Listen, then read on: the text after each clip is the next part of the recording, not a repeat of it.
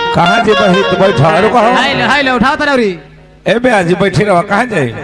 कहाँ जेबे ए जाई लो बेटी विदाई करे कहीं जाए के नहीं बैठे के भाई जे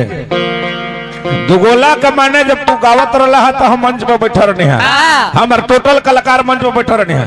ऐसे बैठ अभी बैठ बैठ बैठ बैठ बैठ बैठ बैठ नौआ अरे नौआ बैठ कहाँ जेबे ए बड़ा तोर देखत नहीं जब आज तू कतना ते आज जानता रे पहले तरह सब समय देख ली याद करो सो 30 मिनट का समय मिल रहा है केने को नहीं चिकू बाबा चिकू बाबा ध्यान दे हमारा बात पर मिनट कहले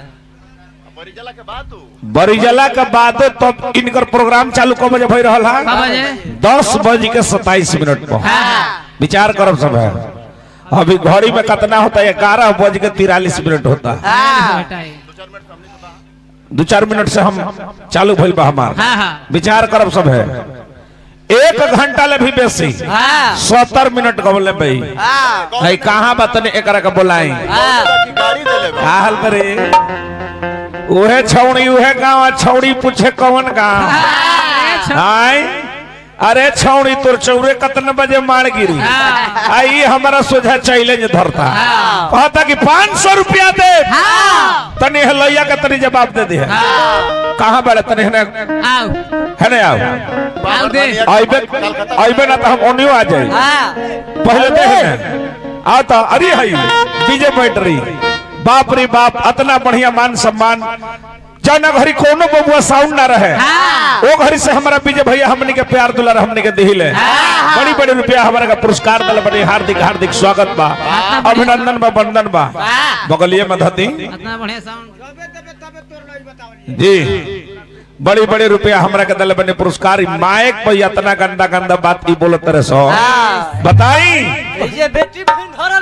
जे माता बहन बेटी भरल बड़ी अहन के कोनो कतर इलाज नहीं इलाज वाला हवा सही सारा जौन हमनी के गावत नहीं जा ए जे माता बहन बेटी सब लोग सुनत रही अरे सर्व के तनो क्यों इलाज नहीं है हां नहीं तो माइक में कहता कि मिस के फुला दे अब कहता जे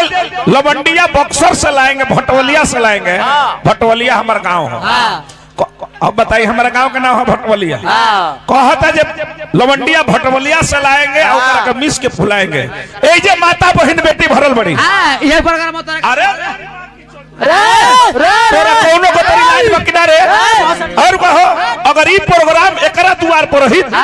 एकरा गांव में बिना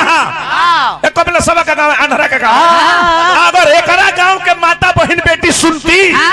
तो ते बात कहते कि लवंडिया भटवलिया से लाएंगे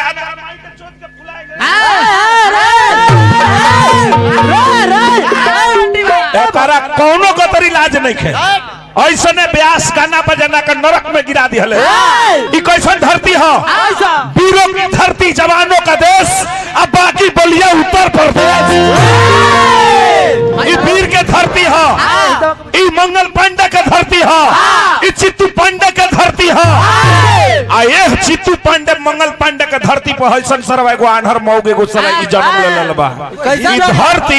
ई धरती आज एक हाथ खाल हो गइली ऐसा ने मौग के चलते हमारा कहता रहे हमार गीतिया माइकवा पर कहता जे गावल गाना नहीं खेगा के हम उहे गाई हमार गीत हम उहे गाई देखत नहीं सुतल बा बुझाता जे हरिचंद्र के लिहल बुझाता के बहन के विदाई के सुतल बार